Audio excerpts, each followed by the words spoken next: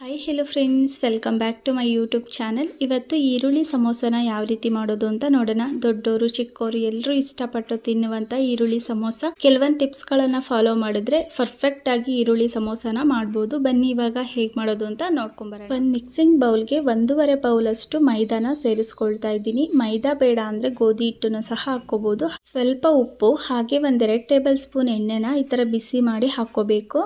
ಈ ಥರ ಮಾಡೋದ್ರಿಂದ ಕ್ರಿಸ್ಪಿಯಾಗಿ ಬರುತ್ತೆ ಸಮೋಸ. ಈ ಸ್ಟೆಪ್ಪನ್ನು ಸ್ಕಿಪ್ ಮಾಡೋಕ್ಕೆ ಹೋಗಬೇಡಿ. ಚೆನ್ನಾಗಿ ಇವಾಗ ಒಂದ್ಸಲ ಸ್ಪೂನಿಂದ ಮಿಕ್ಸ್ ಮಾಡ್ಕೊಳ್ಳೋಣ. ಇವಾಗ ಸ್ವಲ್ಪನೇ ನೀರನ್ನು ಸೇರಿಸಿ ಚಪಾತಿ ಹಿಟ್ಟಿನ ಹದಕ್ಕೆ ಕಲಿಸ್ಕೋಬೇಕು.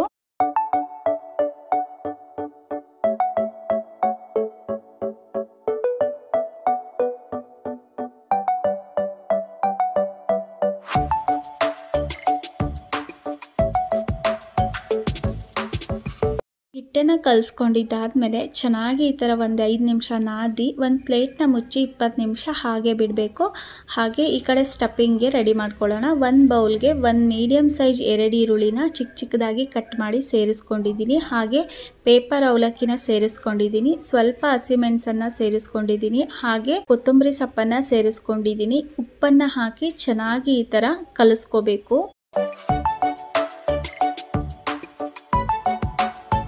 ಕಲಿಸ್ಕೊಂಡಿದ್ದಾದಮೇಲೆ ಖಾರದ ಪುಡಿನ ಸೇರಿಸ್ಕೊಳ್ಳೋಣ. ಖಾರ ಎಷ್ಟು ಬೇಕೋ ನೋಡಿಕೊಂಡು ಸ್ಪೈಸಿ ಸೇರಿಸ್ಕೊಳ್ಳಿ. ಹಸಿಮೆಣಸನ್ನು ಸಹ ಹಾಕಿರ್ತೀವಿ. ಹಾಗೆ 1 ಟೇಬಲ್ ಸ್ಪೂನ್ ಅಷ್ಟು ಗರಂ ಮಸಾಲ, ಅರ್ಧ ಟೇಬಲ್ ಸ್ಪೂನ್ ಅಷ್ಟು ಚಾಟ್ ಮಸಾಲಾನ ಸೇರಿಸ್ಕೊಳ್ಳೋಣ. 1 ಟೀ ಸ್ಪೂನ್ ಎಣ್ಣೆನ ಹಾಕಿ ಚೆನ್ನಾಗಿ ಇವಾಗ ಮಿಕ್ಸ್ ಮಾಡ್ಕೋಬೇಕು.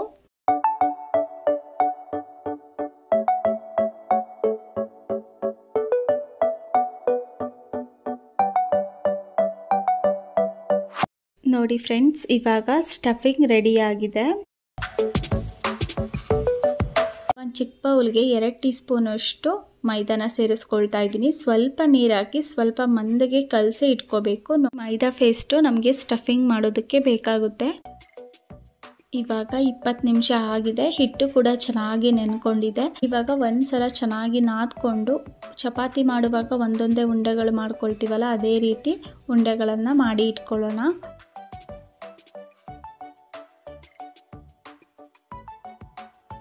ಒಂದೊಂದೇ ಉಂಡೆಗಳನ್ನು ತಗೊಂಡು ಸ್ವಲ್ಪ ಮೈದಾದಲ್ಲಿ ಎತ್ತಿ ಚಪಾತಿ ಉದ್ಕೊತೀವಲ್ವ, ಅದೇ ರೀತಿ ಉದ್ಕೋಬೇಕು. ಆದರೆ ತುಂಬ ತೆಳ್ಳಗೆ ಉದ್ಕೋಬೇಕು. ನಮಗೆ ಎಷ್ಟು ಸಾಧ್ಯನೋ ಅಷ್ಟು ತೆಳ್ಳಗೆ ಉದ್ಕೋಬೇಕು.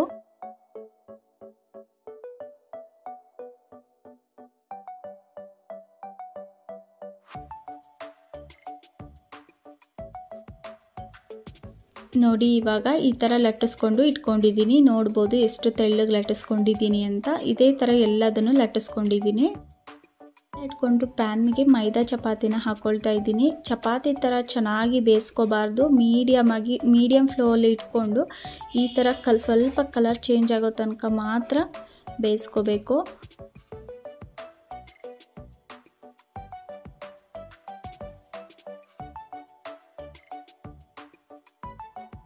ಇವಾಗ ಈ ಥರ ಚಿಕ್ಕದಾಗಿ ಬಬಲ್ಸ್ ಬರ್ತಾ ಇರುತ್ತೆ ಅಲ್ವಾ, ಆವಾಗ ಎತ್ತಿಟ್ಕೊಳ್ಳೋಣ. ಅದೇ ಥರ ಎಲ್ಲ ಶೀಟನ್ನು ರೆಡಿ ಮಾಡಿ ಇಟ್ಕೊಂಡಿದ್ದೀನಿ. ಇವಾಗ ನಮಗೆ ಸ್ಕ್ವಯರ್ ಶೇಪಲ್ಲಿ ಬೇಕಲ್ವಾ, ಅದಕ್ಕೆ ಸೈಡ್ಸನ್ನು ಕಟ್ ಮಾಡ್ಕೊಂಡ್ಬಿಡ್ಬೇಕು.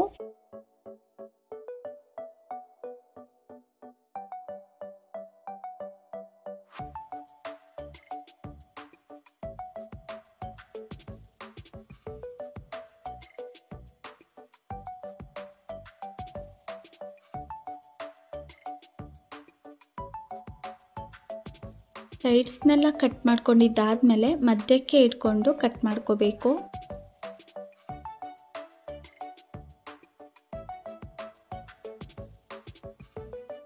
ನೋಡಿ ಫ್ರೆಂಡ್ಸ್, ಇವಾಗ ಸಮೋಸ ಶೀಟ್ಸು ರೆಡಿ ಆಗಿದೆ.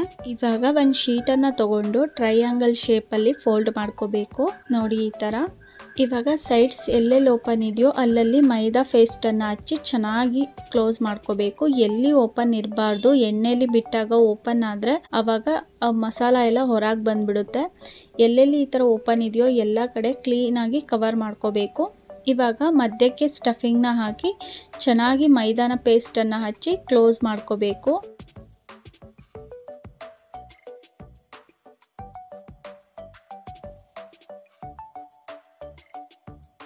ನೋಡಿ ಫ್ರೆಂಡ್ಸ್, ಎಷ್ಟು ಪರ್ಫೆಕ್ಟಾಗಿ ಸಮೋಸ ಶೇಪ್ ಬಂದಿದೆ. ಇದೇ ಥರ ಉಳಿದಿರೋ ಎಲ್ಲ ಸಮೋಸಗಳನ್ನು ಸ್ಟಫಿಂಗ್ ಮಾಡಿ ರೆಡಿ ಮಾಡಿ ಇಟ್ಕೊಳ್ಳೋಣ.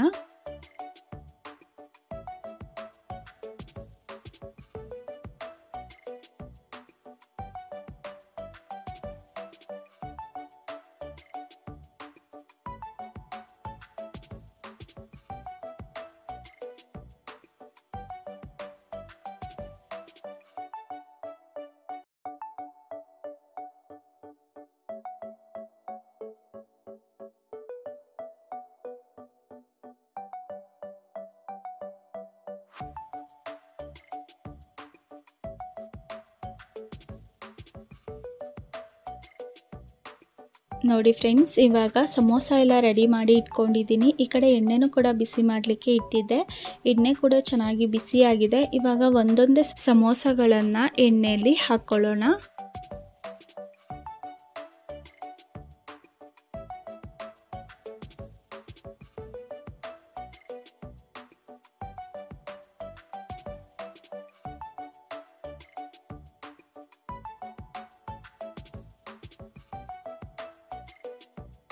ಸಲ ಒಂದು 4 ಸಮೋಸಗಳನ್ನು ಹಾಕ್ಕೊಂಡು ಚೆನ್ನಾಗಿ ಫ್ರೈ ಮಾಡ್ಕೊಳ್ಳೋಣ. ಮೀಡಿಯಂ ಫ್ಲೇಮಲ್ಲಿ ಇಟ್ಕೊಂಡು ಫ್ರೈ ಮಾಡ್ಕೋಬೇಕು. ಹೈ ಫ್ಲೇಮಲ್ಲಿ ಇಟ್ಕೊಂಡ್ರೆ ಬೇಗನೆ ಕಪ್ಪಾಗಿಬಿಡುತ್ತೆ, ಒಳಗಡೆ ಚೆನ್ನಾಗಿ ಬೆಂದಿರೋದಿಲ್ಲ. ಮೀಡಿಯಂ ಫ್ಲೇಮಲ್ಲಿ ಇಟ್ಕೊಂಡು ಚೆನ್ನಾಗಿ ಗೋಲ್ಡನ್ ಕಲರ್ ಬರೋ ತನಕ ಫ್ರೈ ಮಾಡ್ಕೊಳ್ಳೋಣ.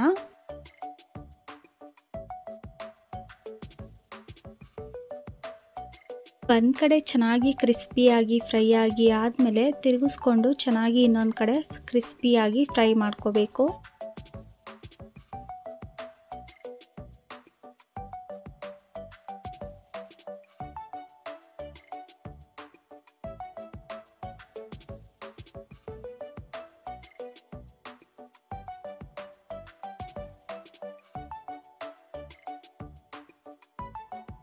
ನೋಡಿ ಫ್ರೆಂಡ್ಸ್, ಇವಾಗ ಚೆನ್ನಾಗಿ ಗೋಲ್ಡನ್ ಕಲರ್ ಬರೋ ತನಕ ಫ್ರೈ ಮಾಡ್ಕೊಂಡಿದ್ದೀನಿ. ನೋಡ್ಬೋದು ಎಷ್ಟು ಚೆನ್ನಾಗಿ ಪರ್ಫೆಕ್ಟಾಗಿ ಸಮೋಸ ರೆಡಿಯಾಗಿದೆ.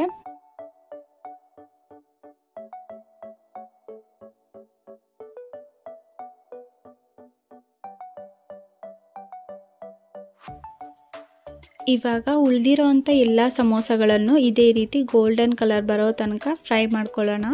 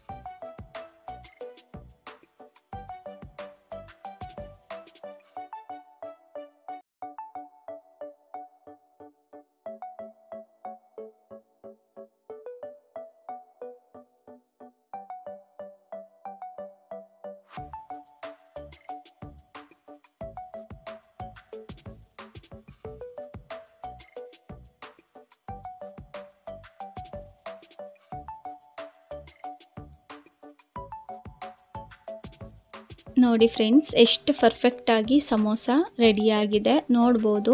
ಕ್ರಿಸ್ಪಿಯಾಗಿ ಸ್ಪೈಸಿಯಾಗಿ ಸೂಪರಾಗಿ ಇವಾಗ ಸಮೋಸ ರೆಡಿಯಾಗಿದೆ. ನೀವು ಒಂದ್ಸಲ ಸಮೋಸನ ಟ್ರೈ ಮಾಡಿ ಹೇಗೆ ಬಂತು ಅಂತ ನನಗೆ ಕಮೆಂಟ್ ಮಾಡಿ. ಹಾಗೆ ಈ ರೆಸಿಪಿ ನಿಮ್ಮೆಲ್ರಿಗೂ ಇಷ್ಟ ಆಗಿದೆ ಅಂತ ಅಂದ್ಕೊಳ್ತೀನಿ. ಇಷ್ಟ ಆದರೆ ಪ್ಲೀಸ್ ಒಂದು ಲೈಕ್ ಮಾಡಿ, ಶೇರ್ ಮಾಡಿ, ಕಮೆಂಟ್ ಮಾಡಿ. ಹಾಗೆ ಇನ್ನೂ ಯಾರೆಲ್ಲ ನಮ್ಮ ಚಾನಲ್ನ ಸಬ್ಸ್ಕ್ರೈಬ್ ಮಾಡ್ಕೊಂಡಿಲ್ಲ ಪ್ಲೀಸ್ ಇವಾಗಲೇ ಹೋಗಿ ಸಬ್ಸ್ಕ್ರೈಬ್ ಮಾಡ್ಕೊಳ್ಳಿ. ಹಾಗೆ ಪಕ್ಕದಲ್ಲಿರೋವಂಥ ಬೆಲ್ ಐಕನ್ನ ಕ್ಲಿಕ್ ಮಾಡಿ ನಾನು ಮಾಡೋ ಪ್ರತಿಯೊಂದು ವಿಡಿಯೋದ ನೋಟಿಫಿಕೇಷನ್ಸ್ ಕೂಡ ನಿಮಗೆ ಮೊದಲು ಬರುತ್ತೆ. ನೋಡಿ ಎಷ್ಟು ಕ್ರಿಸ್ಪಿಯಾಗಿ ಸ್ಪೈಸಿಯಾಗಿ ಸಮೋಸ ರೆಡಿಯಾಗಿದೆ ನೋಡ್ಬೋದು. Thanks for watching friends.